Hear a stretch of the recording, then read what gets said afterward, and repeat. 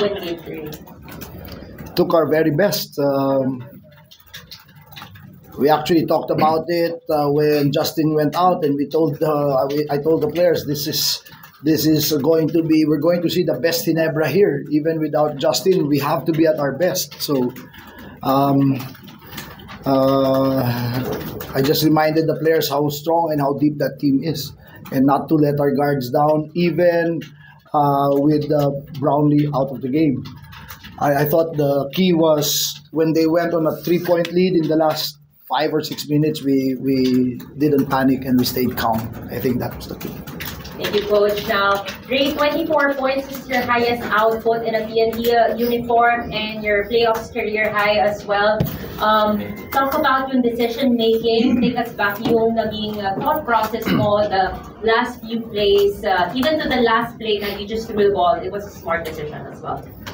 Yun nga yung lagi kong sinasabi sa interview and sa mga sinasabi sa akin na kailangan importante yung decision making ko sa loob.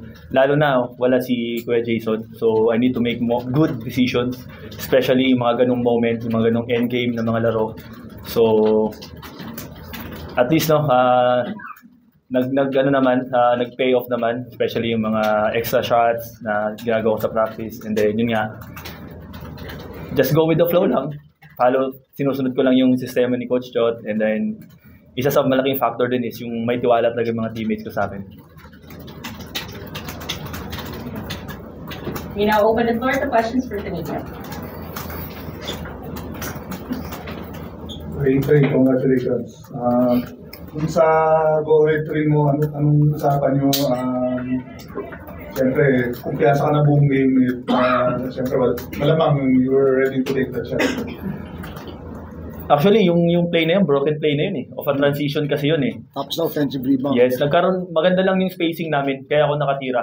Kaya nung nagkaroon ako ng chance na ma-open, talagang ginrab ko na yung opportunity yun. And good thing naman, talagang hindi ako nagmadali dun sa shot ko kasi yun nga, nararamdaman ko naman parang magka-cramps na naman ako eh.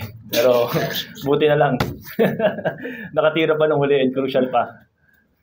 Ray, sabi mo nga nung service, acknowledge na pressure ka to continue ang Jason, and kung siguro makakalahati lang ng output ni Jason, okay ka na ba? Nakikita mo pa ngayong gabi and consistent sa finals? Siguro na nararamdaman ko yung presence ni Kuya Jason ngayon, even though wala siya sa venue, pero yun nga, yung presence niya, yung kanyang game kasi pinapanood ko rin. Yung nanonood kasi ako ng film namin, so medyo malaking bagay sa akin yung nag-out muna ako sa social media ko. And then, isang factor din doon, yun nga, na-overcome ko yung pressure na yun. So, instead na parang akuin ko yung responsibility na yun, which is hindi naman talaga kaya, tinake ko siya as motivation. Kaya yun nga yung naging outcome. Gumanda and naging loose ako every game. Coach, doon nga sa sitwasyon na yun bago yung test ni Ray, si Candle Tan talagang niyang rebounds sa situation na yun. Talk lang yung design ng players mo to keep the possession alive sa sequence na yun. Our discussion pre-game was to be hard to guard. Kasi as you saw in the last game, Ginebra is doing a tremendous job, really denying, taking away our movement, hindering our flow. So sabi ko sa players, one-on-one na yan, be hard to guard. If you kundi ka man maka-open for your shots, then you will have a chance to offensive rebound because they're pressuring us so hard and denying so hard. Then the inside and the rebounding is going to be open. So luckily, that's exactly what happened. I thought we got a few offensive rebounds tonight, 13 offensive rebounds. So the most important offensive rebounds were the last two. Sabi nga ni Ray, it was already a broken play. But we stuck to our spacing. Everybody went into their right spots, and the ball just found the open man. Okay. May sinabi pa si Calvin sa'yo nung naka-press ka kasi di ba namitis na kasi yung parang medyo open Layup po. layup eh.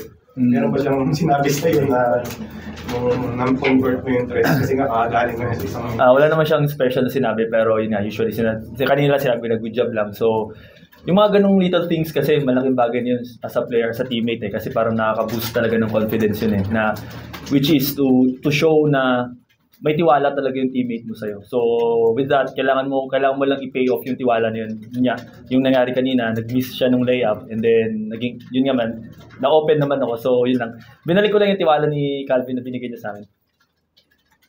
Coach, offensively, nung game 2 talagang record. Meron bang mga kayong in-address to address that nung game 2? A lot. Nung Monday pa lang, the day after game 2, we came in and we worked on how to counter the defense of Ginebra. I don't think I've had the team ever to have 0 fast break points in my career. So we had 0 fast break points in game 2. So that was the first thing that we talked about and we addressed in practice.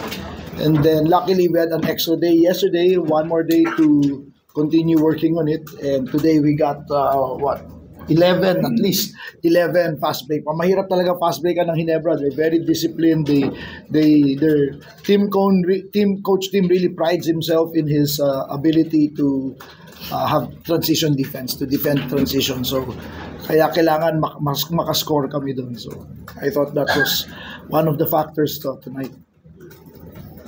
Coach, of course we don't know the health situation in Justin Browning going to game 4, but do you see it as a added motivation or a rallying point for Barangay Ginebra? Exactly. We don't know, but even without him, nakita niyo naman today how strong, how tight the team is. So without Justin, somebody else is going to step up, and again. They're going to rely on their defense, their ability to defend us, to generate stops for themselves. So we're not. This is not over by any means. So we have to make sure that we're ready. That's it, purpose. Coach, nung games 1 and 2, hindi nag-start sa game yung Bacolod yun. Pagpapalit lang ng starting lineup. Yeah, that was one of the adjustments that we made. We studied the film, we analyzed. Maganda kasi yung tinatakbo ng starting lineup na yon since the last 2 games of the semis. So we kept it, and then we won the first game.